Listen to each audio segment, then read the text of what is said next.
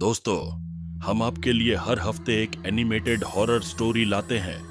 तो अगर आप हमारे चैनल की वीडियोस को एंजॉय कर रहे हैं तो अभी श्रापित साया को सब्सक्राइब करके बेल आइकन को प्रेस करें। ये लीजिए बहन जी, हम काली मंदिर से बहू के लिए ये धागा बनवा कर लाए हैं। हल्दी मेहंदी की रस्म के बाद आप उसे ये पहना देना। हमारे राजस्थान में ये मान्यता है कि कच्ची हल्दी की महक दुल्हन को कमजोर करती है। आप इस बात का ख्याल रखना। हल्दी की रस्म के बाद घर से बाहर न जाने देना बहू रानी को। आप चिंता मत कीजिए बहन जी, हम आज ही मेघा को ये धागा बांध देंगे। किसी की बुरी नजर नहीं पड़ेगी उस पर। आपकी अमानत बनकर रहेगी अब वो 5 दिन के लिए। सगाई के बाद मेघा की हल्दी और मेहंदी की रस्म हुई और फिर साहिल बारात लेकर उनके दरवाजे पर पहुंच गया। विदाई के बाद 8 घंटों का सफर है। अपने साथ सभी जरूरी चीजें रख ली थी ना तुमने? सबसे पहले हमारी पुश्तैनी हवेली में तुम्हारा गृह प्रवेश होगा। वहां पर कुछ दिन रहकर रस्में पूरी करनी है। उसके बाद अपने जयपुर वाले घर लौट आएंगे हम सब। हाँ बाबा, सब रख लिया है मैंने, तुम बिल्कुल भी टेंशन मत लो। मेघा अपने ससुराल जाने के लिए बहुत एक्साइटेड थी। साहिल की पुश्तैनी हवेली, शाही रस्में, गृह प्रवेश, सब एक सपने की तरह लग रहा था उसे। लंबा सफर करके वो अपने गांव पहुंच चुके थे। वाओ, कितना सुंदर है ये सब। यहाँ तो सब हवेलियाँ ही नजर आ रही हैं। रुको रुको प्लीज, मेरी पिक्चर्स लो ना उसके साथ। मेघा ने गाड़ी रुकवाई और दौड़ते हुए एक सुनसान सी हवेली का दरवाजा खोलकर उसके अंदर दाखिल हो गई। मेघा के उस सुनसान हवेली के आंगन में पैर रखते ही पीपल के पेड़ पर बैठे सैकड़ों चमगादड़ एक साथ आसमान की ओर उड़ गए और बाहर आंगन में लगा झूला एकाएक खुद से ही हिलना शुरू हो गया। क्या करती हो तुम? ऐसे कहीं भी नहीं चले जाते हैं। भूलो मत, तुम नई दुल्हन हो और ये हवेली नहीं खंडहर है। कोई नहीं रहता यहाँ। आगे से यहाँ आना नहीं इधर। अभी चलो। क्या हुआ? भूत देख लिया क्या तुमने? ऐसे क्यों रिएक्ट कर रहे हो? अरे बाबा, बस एक फोटो ही तो क्लिक करवाना चाह रही थी मैं। प्लीज लो ना। मेघा को जिद पर अड़ा देखकर साहिल कैमरे से उसकी एक फोटो क्लिक कर देता है और उसे लेकर गाड़ी में बैठ जाता है और गाड़ी उसकी हवेली की ओर चल पड़ती है। राशि, जल्दी से फूलों के थाल, आरती और कलश लेकर आओ, बहू रानी आ गई हैं। साहिल की माँ मालिनी बहू मेघा का जोरदार स्वागत करती है और उसे कलश पैरों से नीचे गिराकर घर में प्रवेश करने को कहती है। मासा की बात सुनकर मेघा कलश को एक टक घोरने लगती है और फिर अपने बाएं पैर से कलश को उल्टी दिशा में गिराती है, जिससे चावल घर से बाहर की ओर बिखर जाते हैं। ये क्या मूर्खता है बहू, अपशगुन कर दिया तुमने। बहू लक्ष्मी होती है और चावल सौभाग्य का प्रतीक माना जाता है। इसीलिए कलश को दाएं पैर से अंदर की ओर गिराते हैं ताकि लक्ष्मी घर में सौभाग्य लेकर प्रवेश करे। और तुमने घर की सुख समृद्धि को बाहर का रास्ता दिखा दिया। ऐसे उल्टी दिशा में कलश कौन गिराता है? अब मासा, जाने दो ना, गलती से हो गया इससे। ऐसी गलती कोई जानबूझकर थोड़ी करेगी। ये लंबा सफर करके थक गई है, इसे आदत नहीं है ना लंबे सफर की। साहिल के बचाव करने पर मासा चुप हो गई थी, लेकिन साहिल के साथ कमरे में अंदर जाते समय मेघा का मालिनी को देखकर मुस्कुराना उसे बहुत अखर गया था। जिस तरह से मुझे टेढ़ी नजरों से देखते हुए ये लड़की मुस्कुराते हुए अपने कमरे में गई है, इसे देखकर साफ पता चलता है इसने वो कलश गलती से नहीं बल्कि जानबूझकर ऐसे गिराया है। लेकिन बहू ऐसा क्यों करेगी? रह रहकर मालिनी के मन में बार बार बहू मेघा की वो रहस्यमयी सी हंसी और कलश का गिराना घूम रहा था।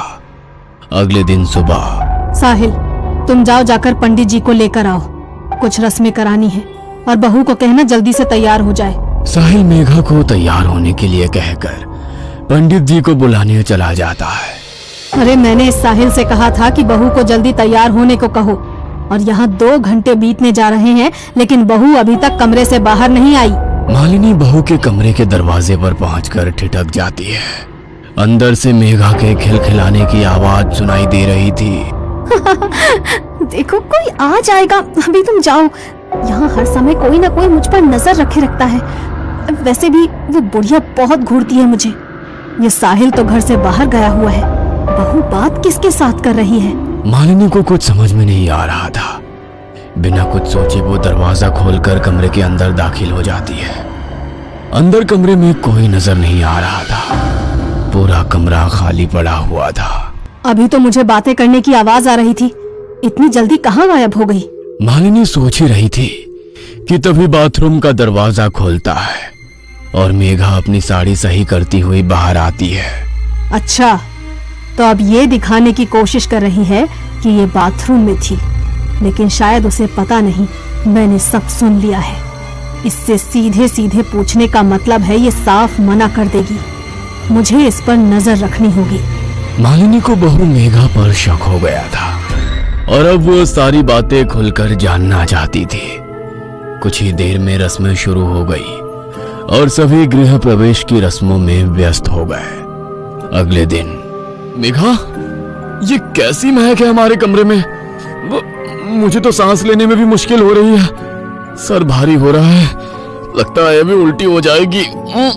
अच्छा, मुझे तो ऐसा कुछ भी महसूस नहीं हो रहा। साहिल ने देखा कि मेघा के हाव भाव कुछ बदले बदले से नजर आ रहे हैं। वो बात कहते हुए एक बार भी साहिल को आंखों से नहीं देख रही थी।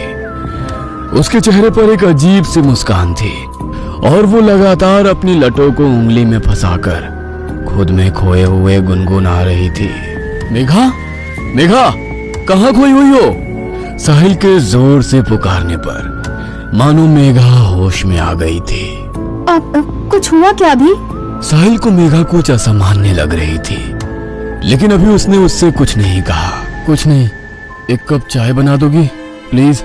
सर दुख रहा है। मेघा रसोई में जाती है और रसोई में खड़े साहिल के बड़े भाई को अपनी लाल लाल आंखों से अजीब तरह से देखने लगती है।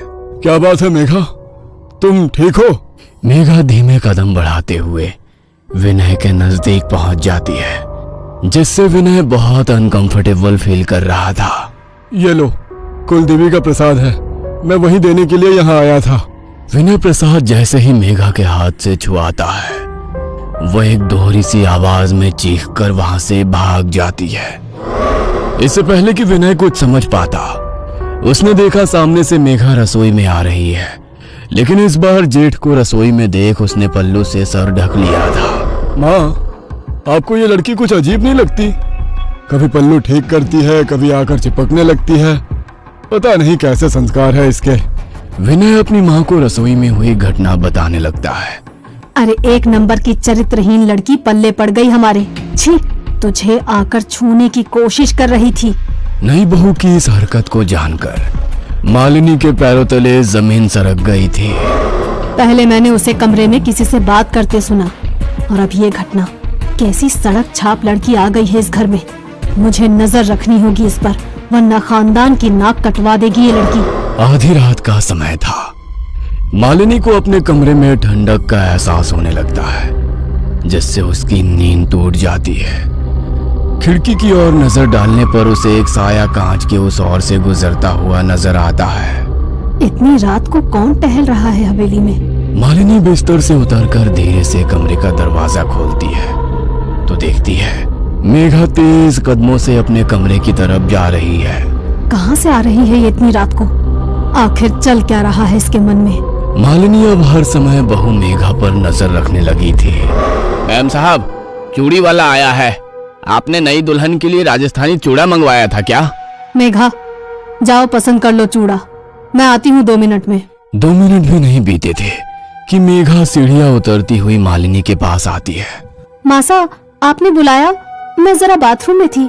बाथरूम में थी? अभी तो तुम बाहर चूड़ा लेने गई थी ना? तुम्हारा दिमाग ठीक है?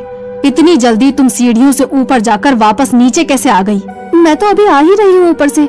कौन सा चूड़ा? मालिनी दौड़ते हुए बाहर आंगन की ओर जाती है, लेकिन वहाँ उसे कोई नजर नहीं आता। ये कैसे हो सकता है? अभी तो तुम बाहर निकली थी, फिर छत से कैसे आई? मुझे कुछ समझ नहीं आ रहा। उसी रात। माँ, मैं एक दोस्त की शादी में जा रहा हूँ, कल लौटूंगा, आप ख्याल रखना अपना।